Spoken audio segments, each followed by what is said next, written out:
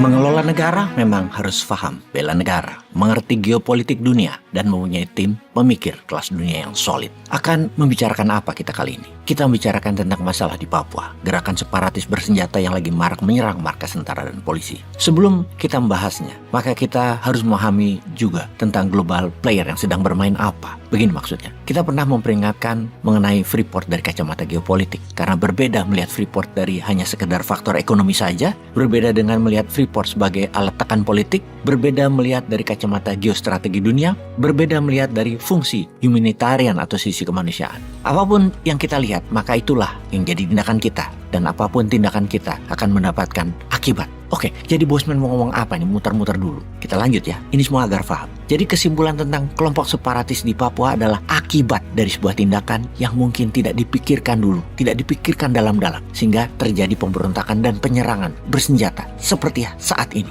Akibat dari apa? Baik, sebelum menjawab, kita rincikan dulu fakta. Senjata rifle atau senjata laras panjang yang dibawa mereka para pemberontak separatis yang ingin Papua merdeka adalah AR-15 buatan Armalite. Ukuran peluru 5,56, mirip M16 buatan pabrik Colt. Namun AR-15 Armalite kita membacanya bukan dari jenis senjatanya, namun manufakturnya dan penjualannya yang bermarkas di Phoenix, Arizona adalah data kunci menganalisanya. Senjata apapun jenisnya, mau pistol P1-nya pindad ataupun rifle senjata laras panjang, tidak sembarangan bisa ditembakkan. Perlu latihan, perlu pembiasaan, ada tendangan atau after effect hentakan yang disebabkan semakin besar kaliber atau peluru, semakin besar hentakannya. Fakta berikutnya, mereka sangat mahir menggunakannya. Artinya mereka ada yang mengajari, ada pelatihan, dan semua itu tidak murah, juga tidak cepat. Lama pembiasaan itu. Di dalam sebuah penangkapan di Filipina Januari 2023 lalu oleh pemerintah Filipina yang ternyata dia adalah anggota separatis Papua. Seorang pilot, Anton Gobay. Dia membeli 10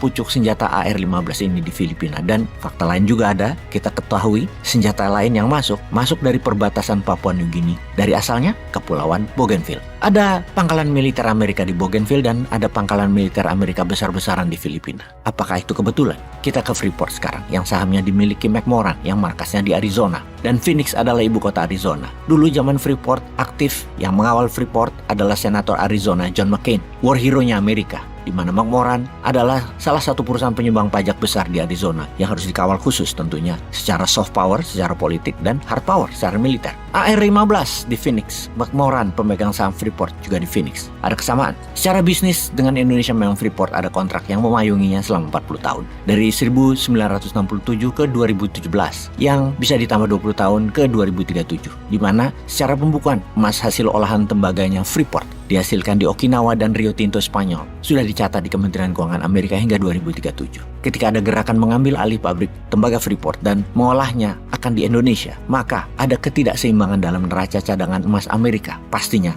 yang ini sangat tidak disukai Amerika. Ini menantang hegemoni Amerika. Analisa itu pernah kita ungkap berkali-kali di mana kita Indonesia bisa menghadapi dua hal. Terorisme berbasis agama yang memang tombolnya di CIA dan kelompok separatis bersenjata yang juga tombolnya ada di Amerika. Pastinya Amerika tidak akan konyol terang-terangan pakai tentaranya atau operasi intelijennya secara resmi. Kita tahu Wagnernya Putin yang bermarkas di Argentina, yang beroperasi di Afrika dan sekarang memiliki 50.000 tentara di Ukraina. Rusia itu berperang di Ukraina tidak pakai tentara warga Rusia. Terbanyak adalah tentara bayaran melalui Wagner Group. Demikian juga Amerika. Amerika punya Blackwater Private Army, juga punya Triple Canopy yang berbasis di Portugal misalnya. Bisa-bisa saja mereka menjalankan misinya. Untuk Papua kita harus mengerti anatomi musuh kita siapa dan yang memayunginya siapa. Di permukaan dunia terlihat ramah, pejabat antar negara yang berperang terlihat ramah, saling sapa, saling jabat tangan, namun di bawahnya shadow bayangan mereka saling hujam, saling tusuk. Sungguh tidak sederhana memahami dunia geostrategi kawasan dan hegemoni. Jadi kita harus melakukan lobby. Lobbynya bukan hanya ke Amerika doang, Australia sampai New Zealand kalau perlu, karena Kapten Philip, pilot Susi Air yang disandera adalah warga negara New Zealand yang saat ini belum juga dibebaskan oleh tentara Indonesia. Ditambah lagi,